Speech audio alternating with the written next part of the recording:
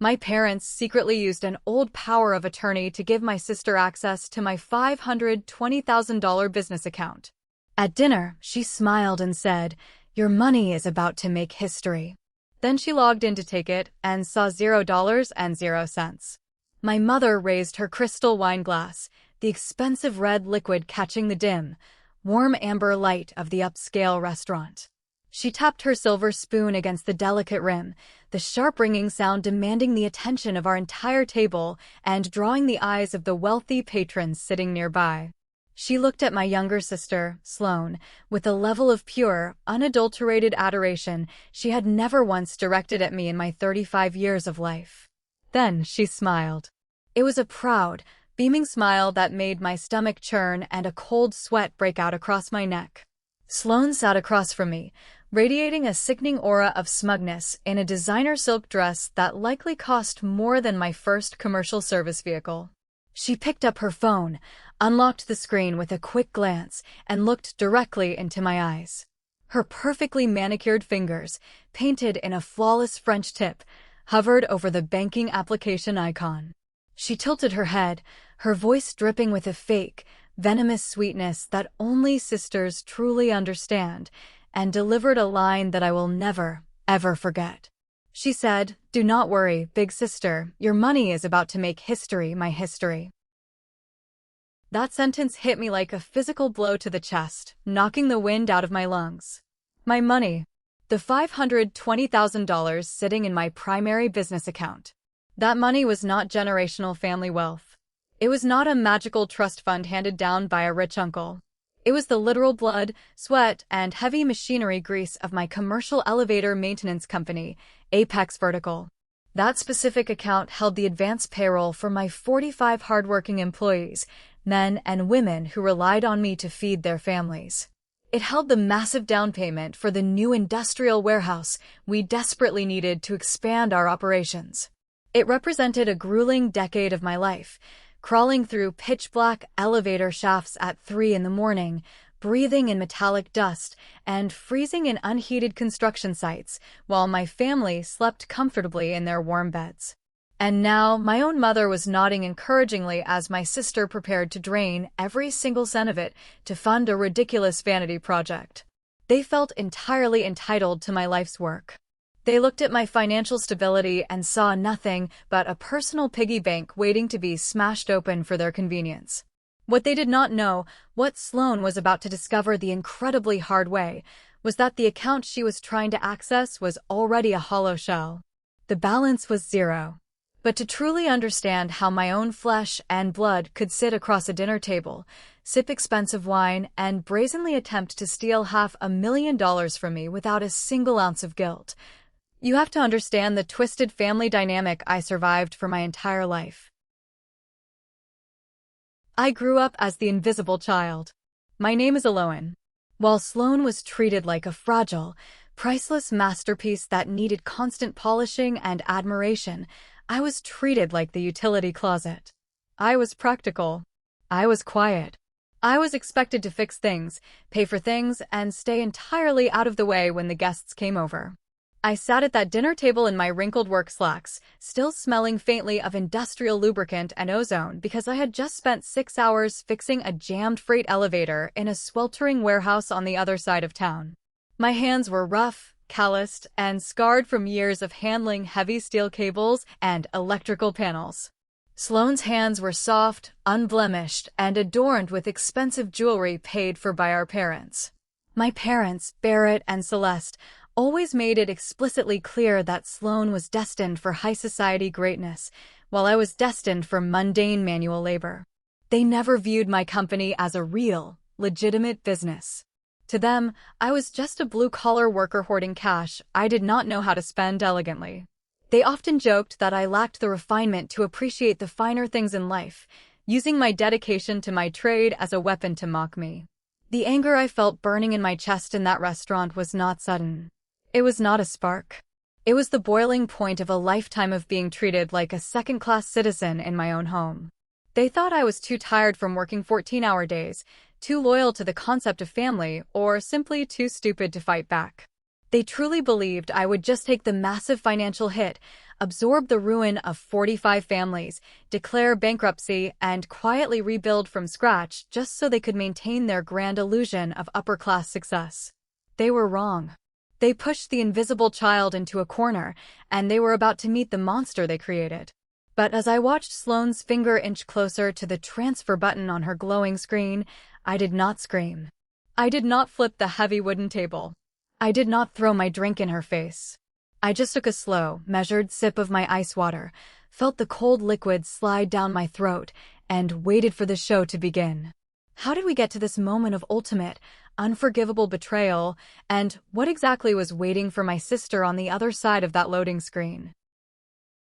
If you want to understand the intricate architecture of family toxicity, you have to look closely at the foundation they laid over decades. My parents did not just wake up one random Tuesday morning and decide to destroy my livelihood. They spent years practicing their cruelty on smaller things, testing my boundaries, and conditioning me to accept their financial and emotional abuse.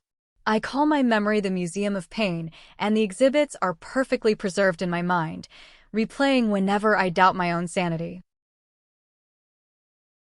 Let us walk through Exhibit A. I was 25 years old. I had just gotten my commercial contractor license and desperately wanted to start my own maintenance route instead of working for someone else. I found a used, heavily dented service truck for $12,000. It was ugly, it smelled like old tobacco, but the engine was solid. I had saved $8,000 from working side jobs, but I needed a small loan for the remaining $4,000 to get the truck and buy my initial tools. I spent a week drafting a comprehensive business plan. I printed out a detailed repayment schedule with a fair interest rate. I wore my best suit, sat my father down in his mahogany-paneled study, and presented it to him just like I would present to a bank manager. Barrett looked at the papers, sighed heavily as if I were wasting his precious time, and slid the folder back across the polished wood desk. He looked me dead in the eye and told me that girls playing mechanic was an impulsive, embarrassing phase. He said he would not throw good money down a dirty elevator shaft. I left that room feeling humiliated, small, and entirely alone. 2 short months later, Sloane graduated from a liberal arts college with a degree she barely used. To celebrate, my father bought her a $45,000 European convertible. It had leather seats, an upgraded sound system, and a giant red bow on the hood. When I confronted him about it, standing in the driveway looking at this ridiculous display of wealth, he did not even look slightly embarrassed.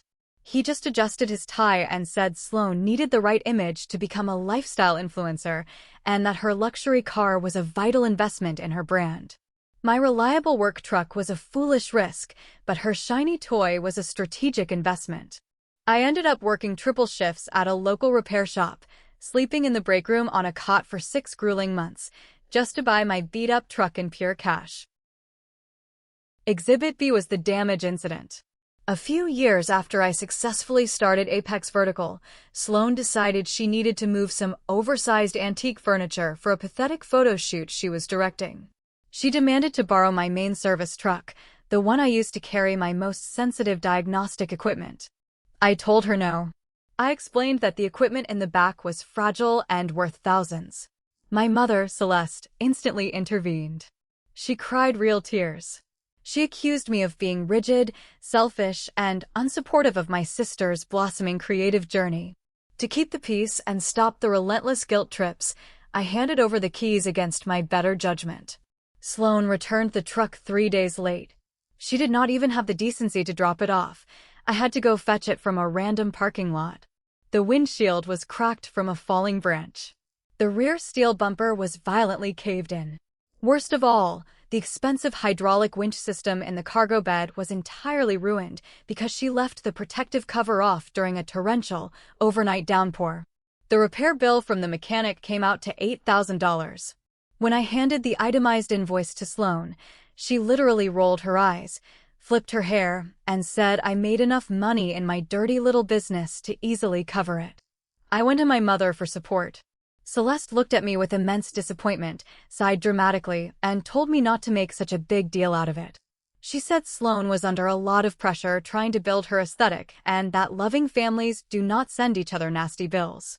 I absorbed the massive cost. I ate instant ramen for 2 straight months and delayed hiring my first much-needed assistant just to fix the equipment she recklessly destroyed. Exhibit C is perhaps the most petty, yet the most telling of how they viewed my existence.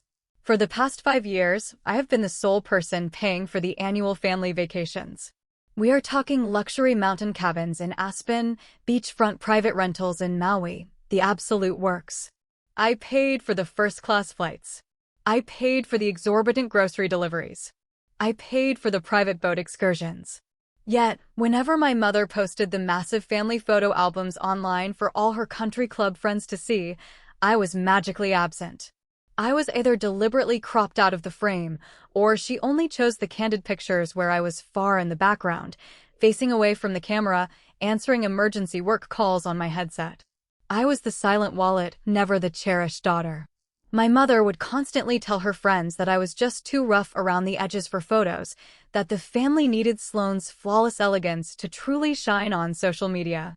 Every favor they demanded, every boundary they crossed, every dollar they squeezed out of me was just preparation for the grand finale. They tested the waters for years. They learned that if they pushed hard enough, manipulated enough, and cried enough, Eloan would eventually yield. Eloan would fix the broken things. Eloan would pay the massive bills. They mistook my deep patience for fatal weakness. They mistook my exhausted silence for permanent submission. I allowed them to treat me like a high-end doormat because I foolishly, desperately believed that one day, my relentless hard work would finally earn their genuine respect. But toxic families do not respect hard work or loyalty. They only respect what they can forcibly extract from you to fuel their own egos. Have you ever poured your entire soul into building a stable life, only to realize your own family just views you as a limitless ATM? If you have, drop a comment below, because this next part is going to sound incredibly familiar. The suffocating entitlement was always there, brewing under the surface, but they needed a specific, powerful weapon to truly take me down and claim my empire for themselves. The weapon they eventually used against me was forged in a moment of pure, terrifying vulnerability. 6 years ago, Apex Vertical was finally gaining serious, undeniable momentum in the city. I had 10 dedicated employees, 3 fully equipped vans, and lucrative maintenance contracts with several major commercial real estate firms. We were installing advanced safety sensors in a newly constructed high-rise building downtown. It was a massive job. I was high up on the exterior scaffolding, doing a final manual inspection of the cable housings, when a sudden, catastrophic equipment failure on the rigging caused a partial collapse of the platform. I fell 2 full stories. I hit the concrete hard. I woke up in the trauma ward of the hospital hours later with 2 fractured vertebrae, a concussion, and the terrifying reality of impending spinal surgery hanging over my head. I was paralyzed by fear. I was not just terrified for my physical ability to walk again. I was terrified for the fragile company I had built from nothing with my bare hands. If I was incapacitated in a hospital bed for months, my technicians would not get their paychecks. Our strict suppliers would cut our credit lines. Our clients would cancel their contracts due to missed service dates. My business attorney, a very cautious man, rushed to my hospital room the morning before my surgery. He strongly advised me to sign a durable financial power of attorney immediately. This heavy legal document would allow a designated agent to pay my company bills, manage my business accounts, and sign critical checks on my behalf if I was put under heavy anesthesia or ended up in a prolonged coma. At the time, I was fiercely single and had no business partners to turn to. Despite our strained, difficult relationship, I blindly named my parents as my agents. In my naive, painkiller-addled state, I genuinely thought that in a life-or-death situation, my own mother and father would at least step up to keep the lights on for my innocent employees. The document was broad and specifically covered my ownership interests and banking authority for Apex Vertical while I was incapacitated, because I was the company's sole owner. Its core intent was strictly protective. It was meant to be a temporary emergency failsafe, nothing more. I survived the grueling surgery. My physical recovery was brutal, involving months of agonizing physical therapy, wearing a heavy back brace, and learning how to lift weight properly again. But I bounced back much faster than the doctors expected. My parents never actually had to use the power of attorney during that chaotic time. My incredibly capable office manager handled the day-to-day scheduling, and I approved invoices and payroll from my hospital bed using my laptop. As I finally got back on my feet, threw myself back into running Apex Vertical, and focused on aggressively growing the business, the memory of that terrifying week faded into the background. Years went by in a blur of hard work. The company exploded in regional growth. I worked 14-hour days, often 7 days a week, scaling my workforce from 10 employees to 45 highly trained technicians. We secured massive statewide government contracts. I poured my literal blood and sweat into the business. I rarely took a personal salary larger than what I strictly needed to pay my modest mortgage and buy groceries. Every single dollar of profit was either reinvested into better equipment or saved for our next big strategic leap.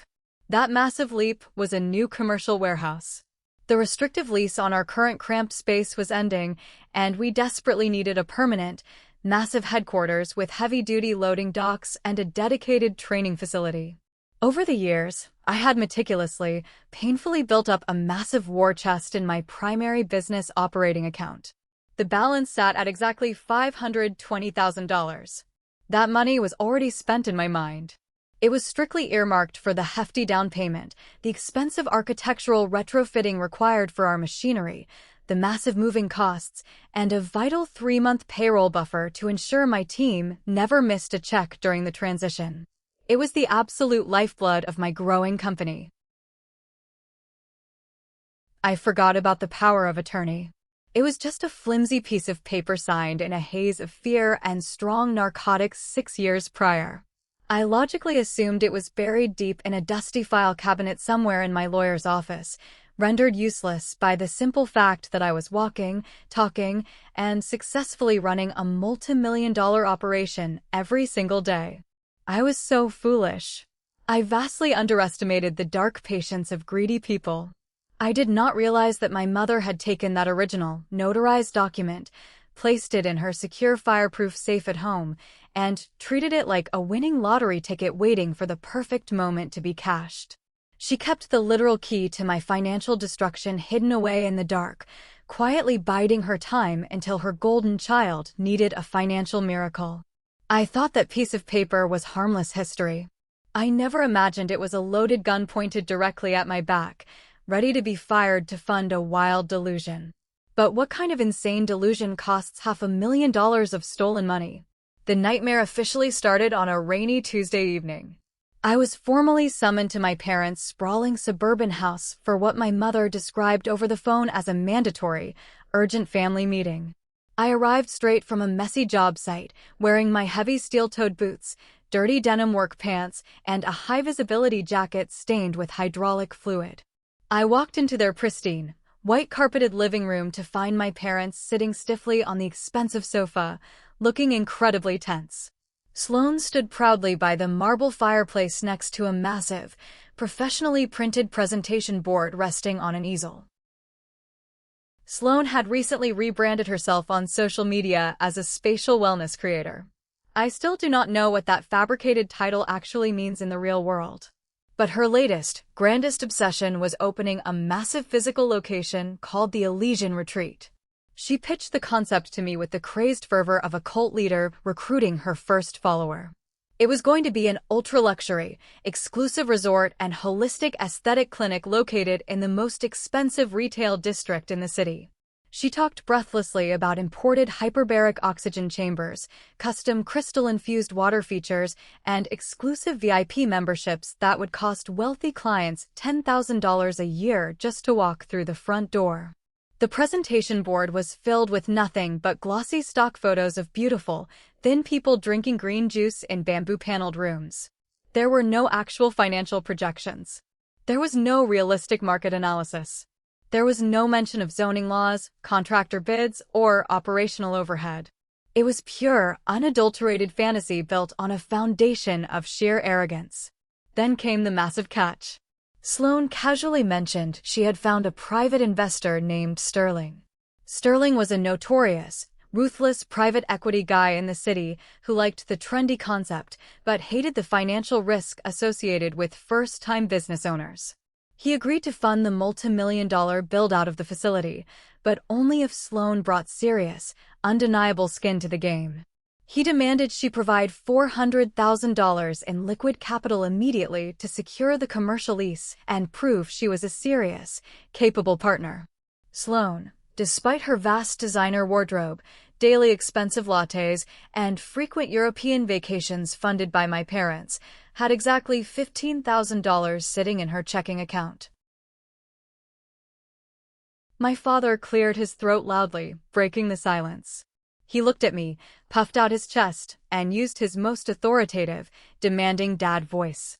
He said, "Eloan, your sister has an unprecedented, once-in-a-lifetime opportunity standing right in front of her.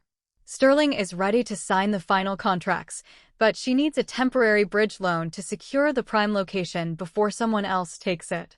We know your little elevator business account is doing very well right now. We need you to float her the $400,000. It will only be for 6 months, max, until the first round of exclusive memberships sell out." I stood there, my dirty boots sinking into their pristine white rug, staring at him. I genuinely wondered for a terrifying second if he had suffered a silent stroke. I took a deep breath and explained, very slowly, using the simplest words possible, that the money sitting in the Apex Vertical account was not a personal family slush fund. It was strictly commercial operating capital reserved for payroll and the new warehouse. I told them that draining $400,000 from that account would put my entire business operation in immediate danger. I looked my father in the eye and gave them a flat, cold, and uncompromising no. Sloane lost her mind.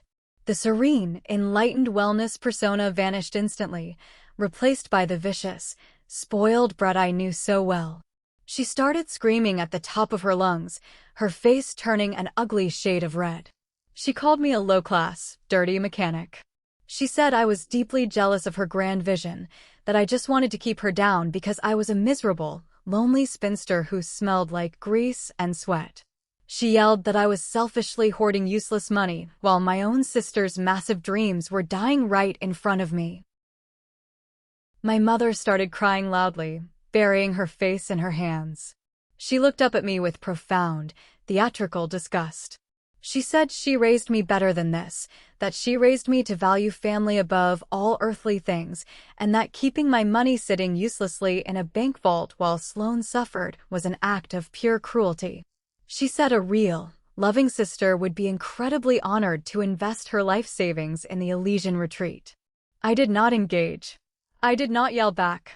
I simply stood up straight, zipped my dirty work jacket up to my chin, turned around, and walked out the heavy oak front door without saying another word.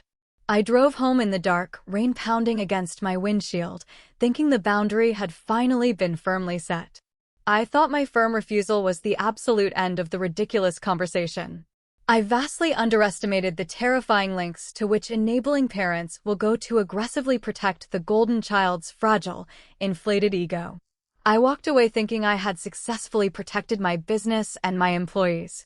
But what do you do when the people who are biologically supposed to love you decide that your financial survival is merely a temporary obstacle to their unearned success? 2 incredibly tense days passed without a word from my family. I threw myself into my work, trying to shake off the lingering disgust from the family meeting. It was a freezing Thursday morning. I was up on the precarious roof of a massive industrial park on the outskirts of the city, manually checking the heavy motor housing on a massive freight lift. The wind was howling off the nearby river, and my hands were covered in thick black dirt and cold grease. Suddenly, my phone buzzed violently in my chest pocket.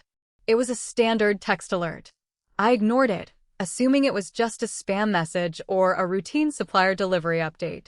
A minute later, it buzzed again, longer this time. Then my smartwatch vibrated frantically with an urgent email notification flagged with high importance. I cursed under my breath, wiped my filthy hands on a shop rag, pulled out my phone, and looked at the cracked screen to see what the emergency was. The first alert was directly from my commercial banking institution. The bold text read, "Critical Security Alert. A new authorized mobile device has been successfully added to your agent management profile." The second alert, arriving mere seconds later, made the warm blood freeze solid in my veins. It read, "External beneficiary account linked successfully. Beneficiary name, Elysian Retreat, LLC." I stopped breathing. The howling wind around me seemed to go entirely, terrifyingly silent. I stared at the harsh black words on the bright screen until they physically blurred together. Agent management profile? What agent? I had never set one up. I handled my banking personally. For a split second, a wave of relief washed over me as I thought I was simply being hacked by a random, nameless cybercriminal halfway across the world. I could deal with hackers. But then my brain connected the dots. Elysian Retreat, LLC. I scrambled down the rusted roof access ladder so fast my boots slipped on the metal rungs. I hit the ground running, sprinted to my truck, and slammed the heavy metal door shut to block out the deafening noise of the industrial park. I immediately dialed Tamsin's direct office line. Tamsin was the senior branch manager at my specific bank branch. She knew me personally. She knew my business intimately. She knew I did not make random wire transfers to wellness spas. Tamsin answered on the second ring, her voice professional, but laced with underlying tension. I did not even say hello. I just rapidly read the terrifying alerts to her and demanded to know what the hell was happening with my corporate funds. I could hear the rapid clicking of her computer keyboard as she pulled up my profiles. Then, she took a sharp, audible breath through her teeth. She said, "Aloan, your mother is here." Well, she was here about an hour ago at the Crosstown branch downtown. She presented a physical, durable power of attorney document to the tellers. It had the original notary seals and your verified signature from 6 years ago. The legal review team rushed it, reviewed the clauses, and verified it was still technically active. She used that document to assert agent authority over the Apex vertical accounts covered by the document. She changed the secondary authentication phone number to her own personal cell phone, bypassing your alerts, and submitted paperwork adding your sister as an authorized transaction user. Your sister then received a separate digital login credential. I felt physically sick, my stomach churning with acid. The hospital room. The terrifying spinal surgery. The flimsy piece of paper I had completely forgotten about 6 years ago. My own mother had weaponized my past physical trauma to violently rob my future. Tamsin continued, her voice tight with genuine concern. She said, "Aloan, a user logged in exactly 10 minutes ago from a new mobile device. They linked an external LLC account, and I can see on the back end that they are currently navigating the large sum transfer limits page. Are you telling me, on a recorded line, that you did not authorize this action?" I gripped the leather steering wheel so hard my knuckles turned stark white and my joints ached. I told Tamsin that I absolutely did not authorize this, that my mother was committing active financial sabotage, and that my family was trying to illegally drain my operating capital to fund a fake business. While I was desperately on the phone with Tamsin, a new notification popped up at the top of my screen from Facebook. It was a public post from Aunt Daphne, the loudest, most obnoxious flying monkey in our family's toxic circus. My mother had clearly called her to brag about their victory. The post read, "So incredibly proud of our beautiful family coming together today. Some people are just born cold and selfish, but eventually, everyone is forced to do the right thing for their sweet sisters. Cannot wait for the grand opening of the Elysian Retreat. Blood is always thicker than water." They were celebrating. They were publicly, shamelessly patting themselves on the back for hijacking my life and destroying my company. The sheer, unadulterated audacity of it broke something fundamental inside me. I did not just feel angry anymore. The heat vanished. I felt a cold, terrifyingly hyper-focused rage. My parents were fully willing to destroy 45 steady jobs, ruin my pristine corporate credit, and burn my entire company to the ground, just so Sloan could play pretend boss at a fake, overpriced spa. They viewed my entire existence, my pain, my sweat, as nothing more than a slush fund for their favorite child. I opened my mouth to tell Tamsin to freeze everything, to shut the accounts down completely, but then I stopped myself. A brilliant, terrible, destructive idea formed in the back of my mind. I asked Tamsin a very specific technical question. I asked whether the bank could block every outbound movement of money immediately while preserving the records of any transaction attempts already tied to the newly created access. I wanted them to think they had reached the castle, only to discover that the vault itself was entirely empty. Was I losing my mind, or was this the exact kind of poetic, devastating justice they deserved? I threw my truck into gear and drove straight to the bank branch, breaking several speed limits along the way. I did not bother stopping at home to change out of my dirty work clothes. I walked into the pristine, marble-floored bank lobby and marched directly into Tamsin's glass-walled office, looking like a deranged mechanic who had just survived a bar fight. Tamsin saw my face, locked her office door, and already had the thick stack of legal paperwork ready on her desk. The very first thing I did was aggressively sign a legally binding, immediate revocation of the power of attorney. I stamped it, had Tamsin notarize it on the spot, and made absolutely sure it was filed instantly into the bank's central digital system. The emergency financial access my mother had hoarded in secret for 6 years was now entirely legally dead. But I was not done. Not by a long shot. Gideon, my seasoned operations manager, had been frantically texting me nonstop for the last 20 minutes. He is a 55-year-old industry veteran, a massive guy with a calm and highly rational mind. When I briefly texted him what was happening, his response was immediate. He texted, "Eloan, this is felony wire fraud. Do not play games. Call the police immediately and have them arrested at the house." I shook my head, even though he could not see me, and my fingers flew across the screen. I texted him back, "No. Cops are too easy." I want to see the exact look on her face when her massive delusion shatters into a million pieces in public. The police will just arrest her and my parents will play the victim. I want to break her pride permanently. I sat down heavily in the leather chair across from Tamsin and executed the most satisfying, heart-pounding financial maneuver of my entire life. I ordered the immediate opening of a highly secure, dual authentication business reserve account at a completely different banking institution across town, one where my parents did not even know the name of the bank. I ordered an emergency wire transfer of exactly $520,000 from my old Apex Vertical operating account directly into the new reserve account. We drained it. We took every single penny of the funds, leaving the account bone dry. Then came the beautiful trap. The old operating account remained open under an internal fraud hold while every outbound transfer was blocked. The access Sloan had already established still showed the customer-facing dashboard during that active session, including the account name, Apex Vertical Operating, but the available balance displayed exactly $0.00. Tamsin confirmed that any attempted transaction made through that session would be automatically logged by the bank's security system as evidence for its fraud review. While we were securing the massive transfer of funds, Tamsin was scrolling through the back-end logs and suddenly stopped. She noticed something else buried in the account history. She printed out a single page, her expression grim, and slid it across the polished desk. It was an automated, time-stamped ping from a major commercial credit bureau. Sloan had not just set up the simple bank transfer to steal cash. She had used the confidential employer identification number, the EIN, of Apex Vertical to officially act as a corporate guarantor for her massive commercial lease agreement with Sterling. She had illegally forged my company's authorization documents to backstop her ridiculous, doomed SPA. The sheer depth of the betrayal was so massive it was almost impressive.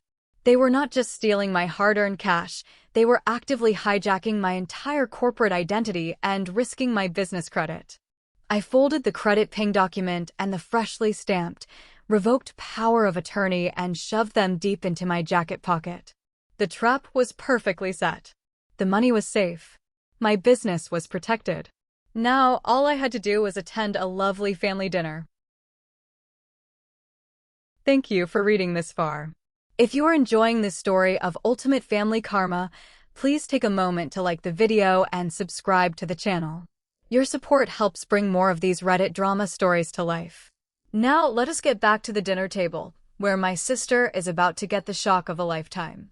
I arrived at the restaurant exactly on time, steering my trusty, battered work truck into the crowded valet lane. The young valet driver looked intensely confused as I handed him the keys to a vehicle covered in minor dents and a thin layer of industrial dust, especially since it was idling right behind a sleek, black imported sports car. I had gone home first, taking the time to scrub the stubborn grease from under my fingernails with a harsh pumice stone until my skin was raw. I stood under the scalding hot shower, letting the water wash away the physical grime of the day, preparing myself for the emotional filth I was about to face. I put on a clean, structured black blazer over a simple white silk shirt, pairing it with dark trousers. I wanted to look sharp, professional, and entirely unbothered for the execution I was about to perform. My parents had deliberately chosen an absurdly expensive, dimly lit Italian establishment downtown. It was the exact kind of place where the waiters wear pristine white gloves, the ambient lighting is meant to hide imperfections, and the leather-bound menus do not list the prices next to the entrees. When I walked past the sprawling mahogany bar and approached the secluded private booth they had reserved in the back corner, the atmosphere was already thick with a suffocating cloud of manufactured celebration.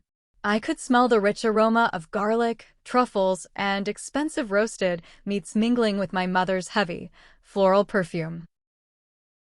My father, Barrett, was proudly pouring a $400 bottle of vintage red wine into delicate crystal glasses. He held the bottle with a sense of exaggerated importance, acting like a king presiding over a victorious feast. My mother, Celeste, was holding Sloane's hand across the table, looking at her youngest daughter with misty, reverent eyes. When they saw me approach, the air in the booth instantly shifted. The genuine joy evaporated, replaced immediately by a tense, calculated performance. My mother quickly put on a mask of forced, patronizing magnanimity. She smiled a tight, uncomfortable smile that did not reach her eyes and said, "Aloan, so glad you could make it. We knew you would come around eventually. Family always figures it out in the end, do they not?" I did not smile back. I slid silently into the plush leather booth and placed my purse carefully on the empty seat next to me, keeping it within arm's reach. I looked at the three of them, studying their faces under the warm amber glow of the table lantern. They honestly, truly believed they had won. They believed that because my mother held a 6-year-old piece of paper, I had simply surrendered my entire life savings out of a pathetic sense of defeated obligation. They thought my presence here tonight was an act of submission, a white flag waving in the face of their superior entitlement. My father raised his crystal glass, the dark red wine catching the candlelight, casting a ruby shadow on the white linen tablecloth. To the Elysian retreat, he proclaimed loudly, ensuring the wealthy patrons at the neighboring tables could hear his declaration of success. And to Aloan, for finally stepping out of her own stubborn way and understanding the big picture.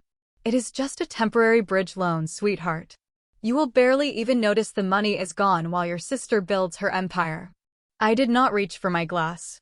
I left it sitting untouched on the table. I looked directly at Sloane. She was wearing a smug, victorious grin that made the blood run cold in my veins. She was dressed in a shimmering silver designer dress, her hair blown out to perfection, looking every inch the successful founder she was desperately pretending to be. I kept my voice perfectly flat, thoroughly stripped of any emotion.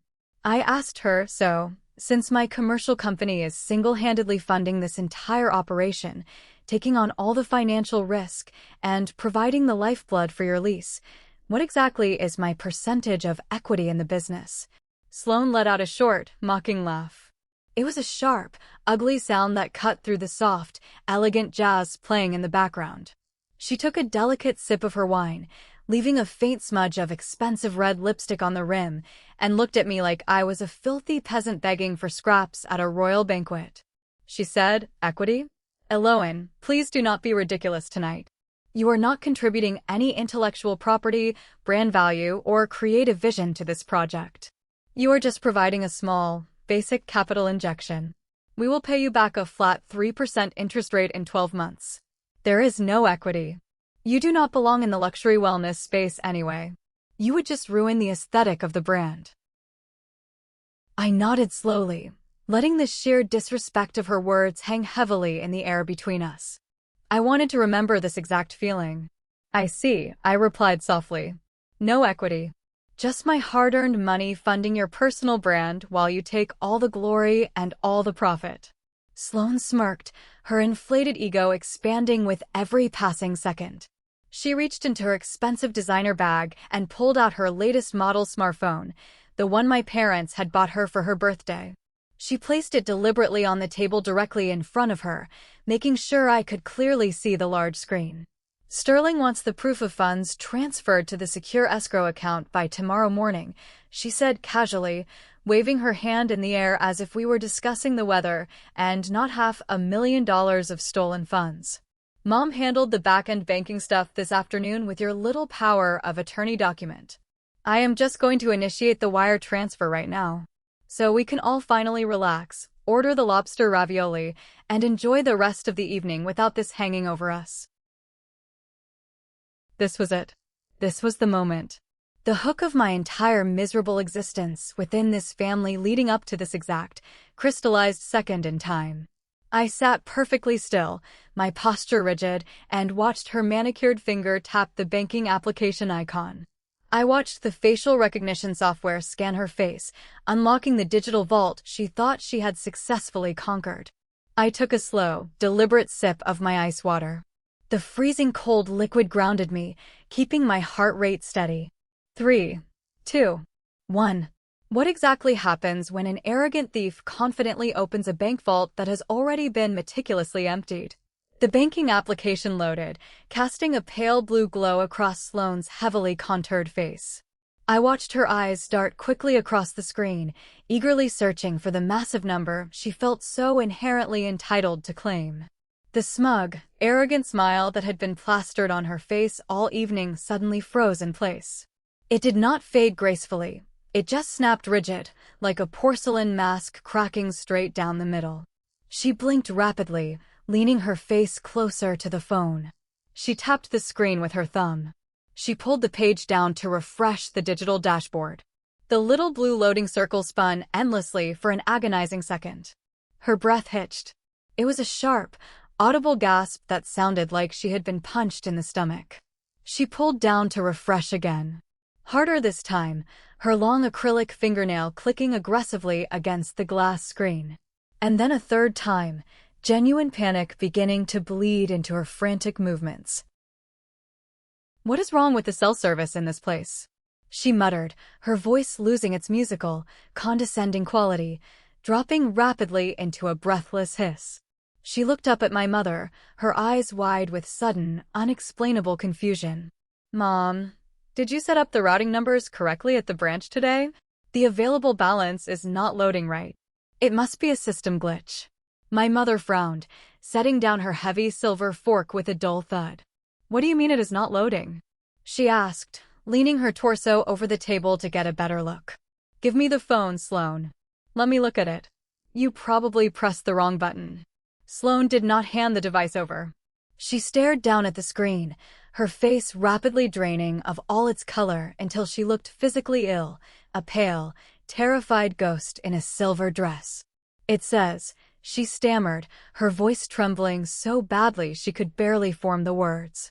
It says $0. The account is right there. It says Apex Vertical Operating, but the available balance is 0. There is nothing in here. My father leaned aggressively across the table, his face instantly turning a dark, furious shade of crimson. Eloan, what kind of sick game are you playing right now? He demanded, his voice thick with rising anger. Did you put a daily withdrawal limit on the transfers? Take the limit off right now. Do not be petty. Sterling needs that money tomorrow morning or the whole deal falls through. I did not say a word in response. I calmly, slowly reached into my black purse. My hand brushed against the cold leather of my wallet until I found exactly what I was looking for. I pulled out a folded piece of heavy, premium stock paper. I deliberately unfolded it, smoothed out the creases with the palm of my hand, and slid it slowly across the white linen tablecloth until it rested directly in front of my mother's empty dinner plate. It was the legal revocation of the power of attorney, complete with the bank's official digital timestamp from that very afternoon and the bright, undeniable red ink of the notary seal sitting at the bottom. "My mother gave you access to the account," I said, my voice cutting through the quiet hum of the restaurant like a serrated blade. She just did not know that I had already emptied it hours ago. The physical reaction from my family was a masterpiece of humiliation and shattered entitlement. My father's jaw literally dropped open. He stared at me, then down at the legal document, then back at me, his brain violently struggling to process the reality of his massive defeat. My mother leaned forward to read the bold print at the very top of the page. As her eyes scanned the words "revocation of authority," her hand began to tremble so violently that she knocked her full water goblet over. The ice and water spilled across the table in a rushing wave, soaking into the pristine white cloth, dripping onto her lap, but nobody moved to clean it up. She gasped, looking at me as if I had just grown horns and wings right in front of her. Sloane stood up so fast and with such chaotic force that her heavy wooden chair scraped aggressively against the hardwood floor. Several heads turned from the neighboring tables, wealthy patrons pausing their expensive dinners to watch our family drama unfold in real time. "What did you do?" she shrieked, no longer caring about her elegant, high society image, her voice cracking with hysteria. "Tomorrow is my closing date. Sterling is waiting for the money. Where is my money, Eloan?" "Your money?" I asked, raising a single eyebrow, leaning back comfortably against the leather booth. "It was never your money, Sloane. It was my company's operating capital. And right now, every single penny of that $520,000 is sitting securely in a locked, dual authentication business reserve account at an entirely different bank that none of you will ever see, touch, or hear about again as long as you live." My father slammed his heavy fist onto the wet table, making the silverware jump and clatter. "You moved family money?" he roared, spit flying from his trembling lips. "You stole from your own sister?" I looked him dead in the eye, my gaze entirely devoid of the fear I used to feel around him when I was a child. "It was never family money, Barrett. It was my business. You handed my sister the keys to my life. You tried to rob me blind. But by the time she tried to turn the lock, I had already packed up the entire house and moved everything worth stealing." Sloane was actively hyperventilating now. She gripped the edge of the wet table, her knuckles stark white, her chest heaving as she struggled to pull air into her lungs. "You ruined me," she screamed, thick tears of pure, selfish rage streaming down her face, ruining her expensive makeup, leaving dark streaks down her cheeks. "The deal is dead. You killed my dream." But the steel trap I had meticulously set had not fully sprung yet. Because losing the stolen cash was only half the punishment they truly deserved. I reached into my purse one last time. "But wait," I said softly, ensuring they all leaned in to hear my next words over the sound of Sloane's sobbing. "Losing the cash is not even the worst part of your night. What else did my brilliant sister do to secure her fake empire?" I slowly pulled out the second printed document Tamsin had handed me earlier that afternoon, the automated credit bureau ping log that proved the ultimate betrayal. I tossed it carelessly onto the table so it landed right next to the revoked power of attorney, the paper quickly absorbing some of the spilled water. I looked directly at my sister, whose face had gone from pale white to a sickly, terrified shade of gray. "What exactly is this, Sloane?" I asked, tapping my index finger aggressively against the paper. "Why did a massive commercial lender run a deep corporate credit check on my company, Apex Vertical, at 2 o'clock this afternoon?" Sloane's eyes widened in sheer, unadulterated terror.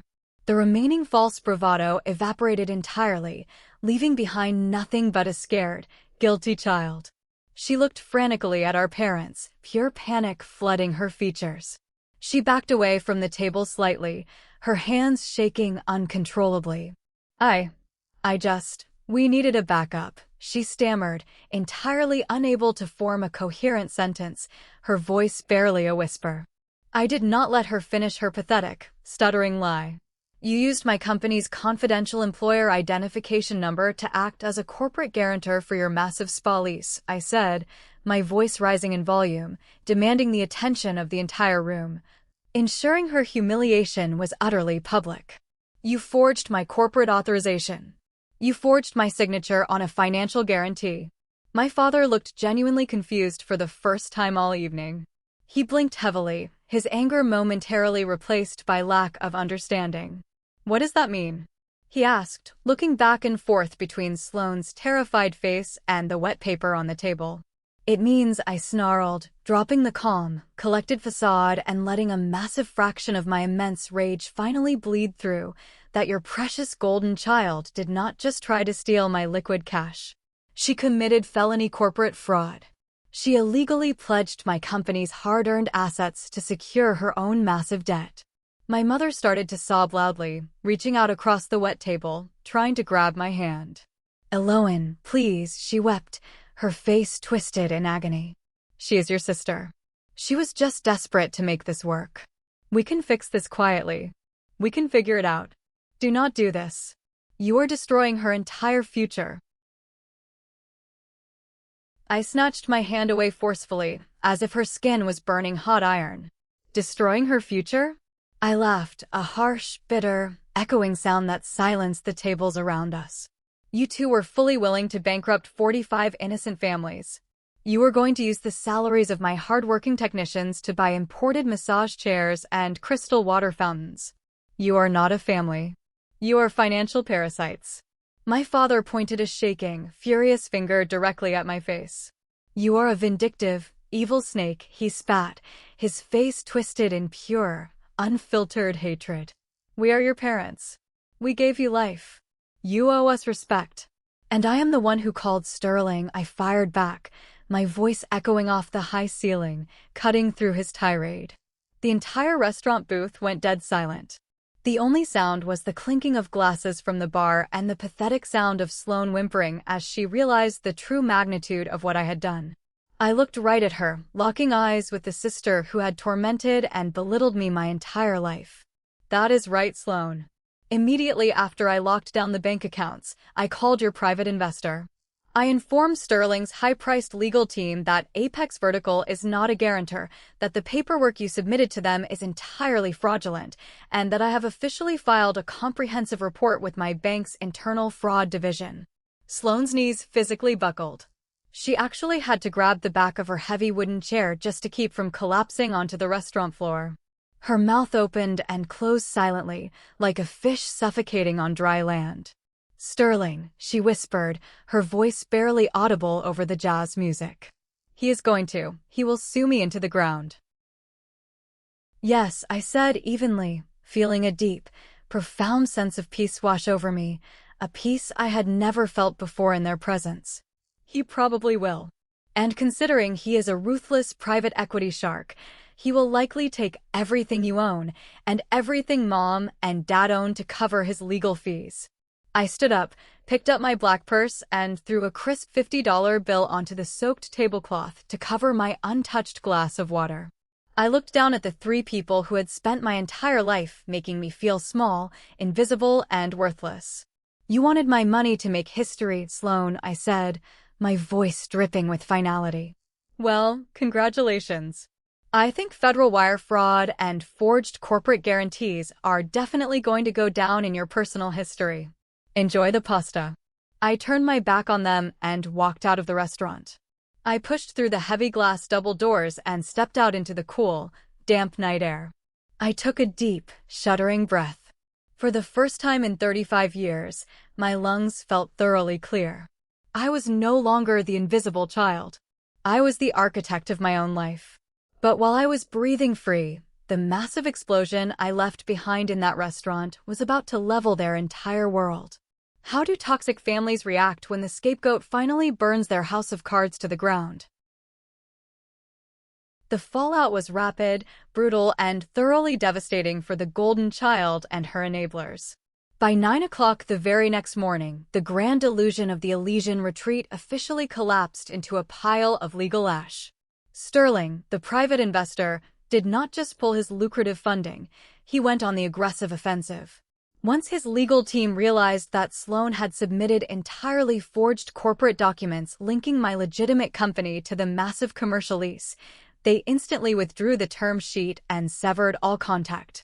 Without my stolen $520,000, Sloan could not satisfy the massive equity requirement.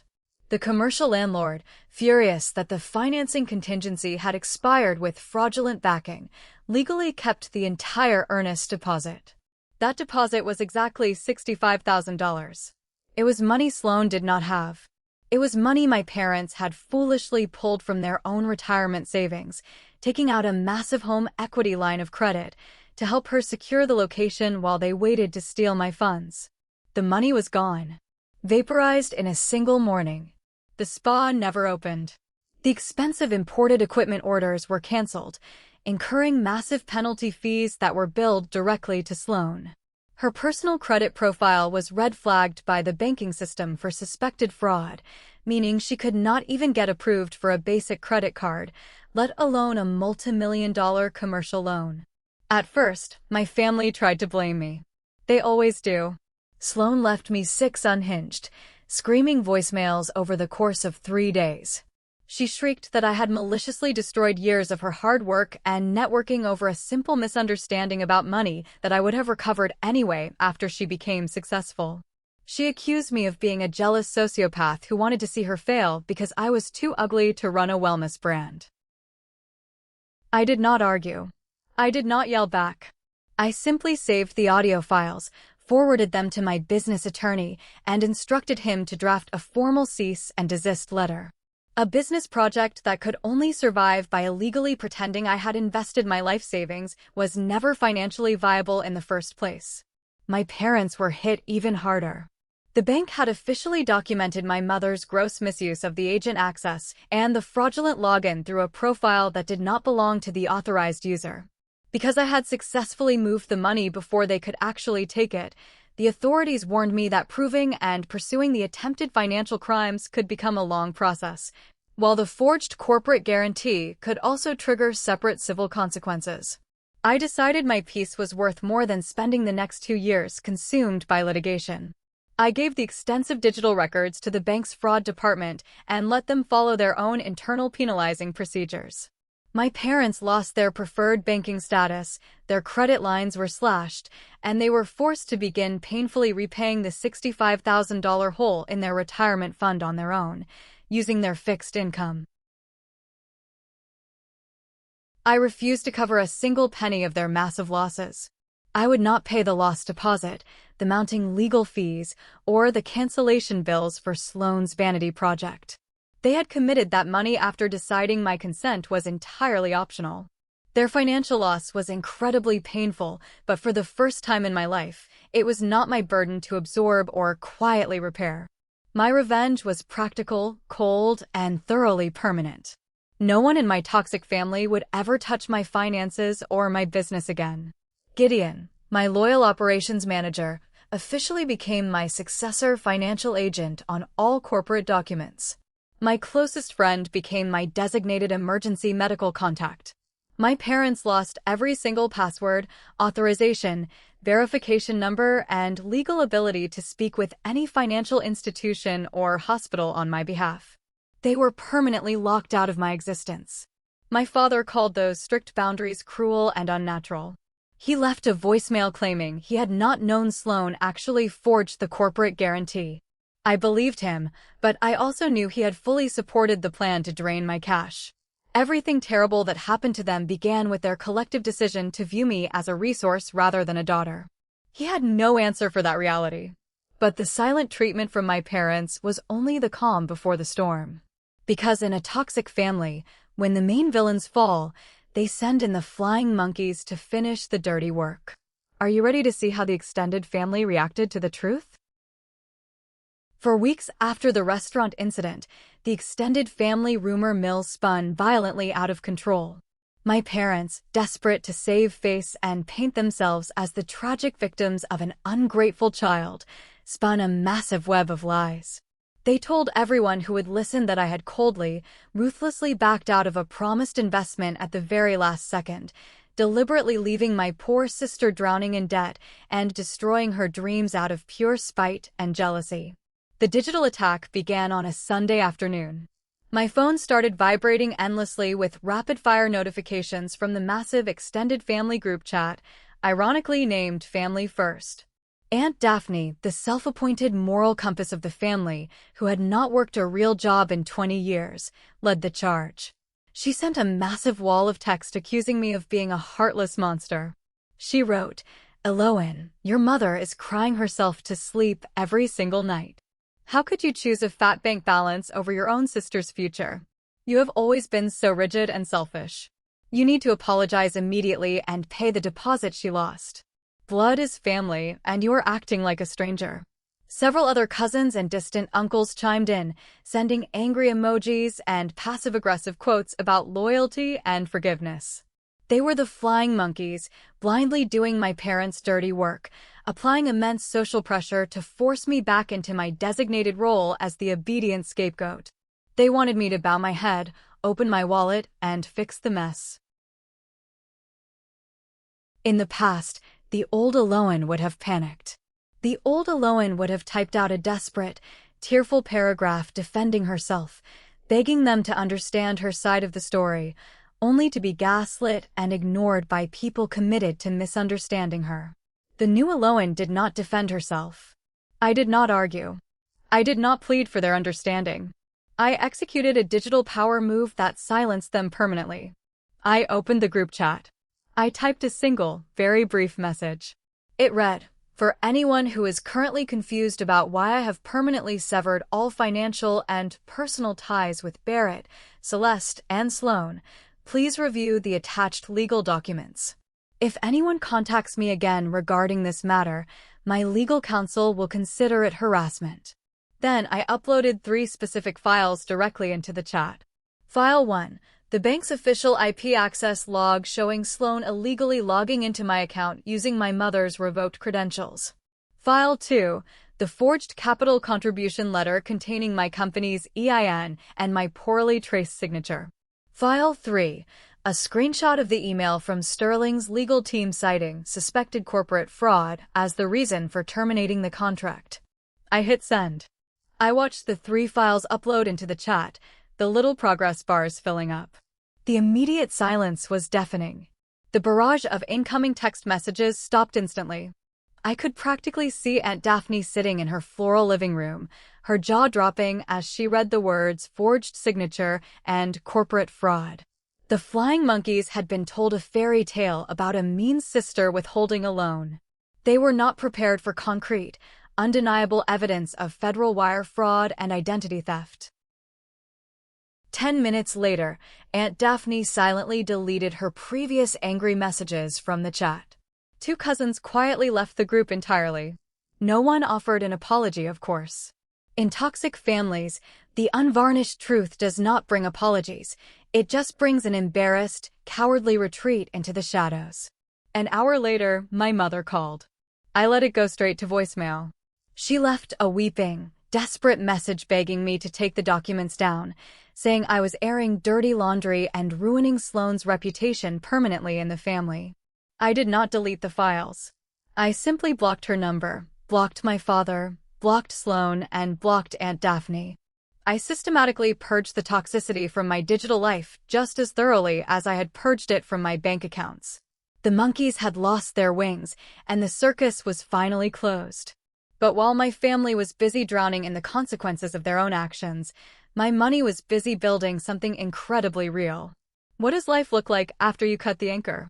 While Sloan frantically searched for someone else to blame for her massive downfall, and my parents scrambled to refinance their house to cover their crushing debt, my phone rang with actual, life-changing good news.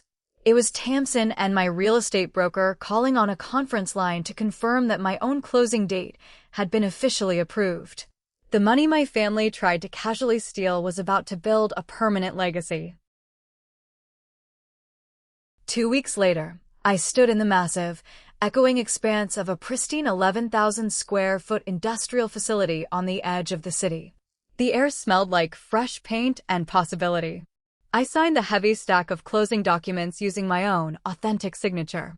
The $520,000 that my family dismissed as unused, hoarded cash became our massive equity down payment, our closing costs, and the funding for a state-of-the-art training center for my technicians.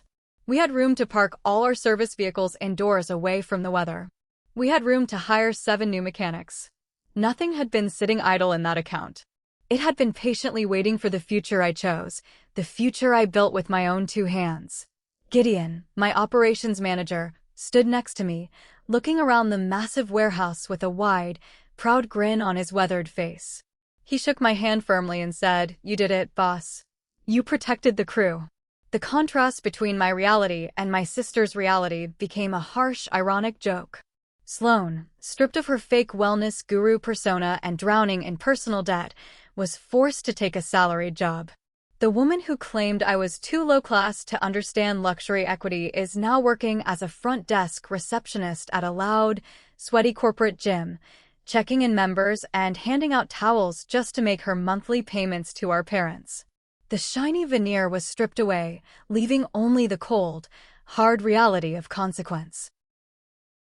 My father eventually sent me a long, handwritten letter in the mail. I recognized his scrawl immediately on the envelope. I did not open it. I walked it straight to the heavy-duty paper shredder in my new office, turned the machine on, and watched his excuses turn into confetti. I knew what it said. It would say he knew I had not agreed. It would say he believed I would eventually forgive them because I always had before. My mother still insists to her remaining friends that her intentions were pure, that she just wanted her daughters to succeed together. But pure, good intentions do not require secret passwords, forged signatures, and stolen access codes. We did not magically become a perfect, healed family again. The bridge is burned, the ashes are scattered, and I have undeniably zero desire to rebuild it. But they finally stopped treating my hard-earned stability as their personal permission slip to steal. Being the responsible, hard-working daughter never made my money a communal asset. It only made them wildly, foolishly confident that I would survive their massive betrayal quietly. They aggressively handed my sister the keys to my life's work, but by the time she greedily tried the door, I had already moved everything worth taking. So, I leave you with this final question, Reddit. A few distant relatives who stayed out of the group chat war still occasionally email me, telling me that I went too far.